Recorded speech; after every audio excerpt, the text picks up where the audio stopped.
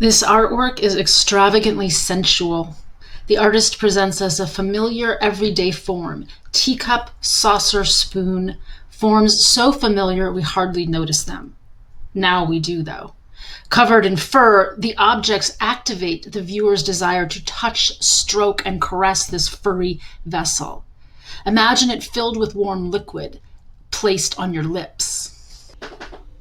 It's erotic, lewd, humorous, shocking, rude. It's an interruption of wild, tactile animal vitality into the ordinary, domesticated world.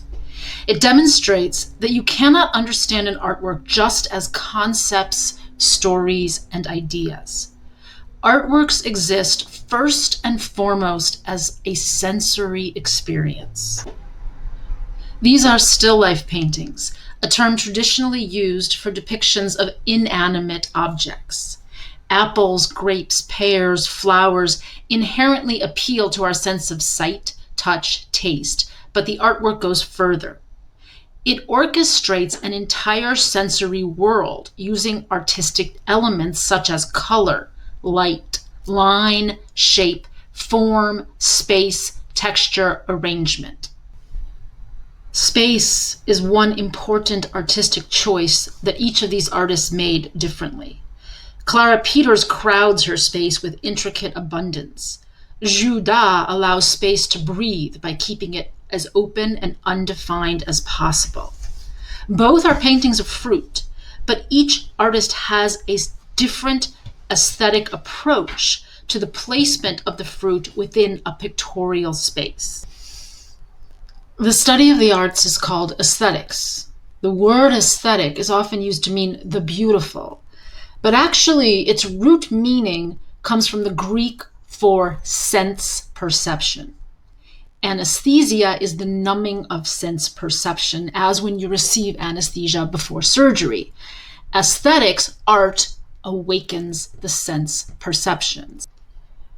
Untrained viewers often make the mistake of leaping too quickly to judgments about an artwork's message, story, or meaning. It's tempting to look at the large black square and think, oh, that's a black void. This painting must be about death. Instead, train yourself to suspend conceptual thinking for a while. Stay longer with the physical facts of the artwork. The physical facts of the artwork start with its size and material. On the left, we're looking at an oil painting on canvas made by Mark Rothko in 1949.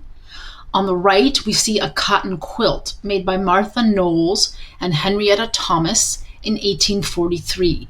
Both are flat, two-dimensional artworks. Along with these basic physical facts, we want to investigate the sum total of artistic choices the artists have made.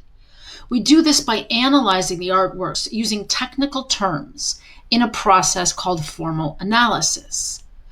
For instance, shape. We observe the broad, sweeping rectangles used in the painting, the precise, repeated squares assembled in the quilt. We can talk about line. Rothko's feathery edges evoke porous boundaries, as if one world is merging into the next. Knowles and Thomas use precise lines laid out in a diagonal grid, creating a sense of dynamic interplay. Talking about color is complex. Hue corresponds to our ordinary way of saying color when we mean that something is green, orange, purple, black, white, such as Rothko's paintings. The term value refers to how light or dark a color is. Joaquin Torres Garcia's painting uses an orange that is close to Rothko's, but his green is darker with more brown and yellow. Formal analysis, then, is a way of doing sensory investigation using technical terms as tools to more thoroughly and deliberately dissect an artwork.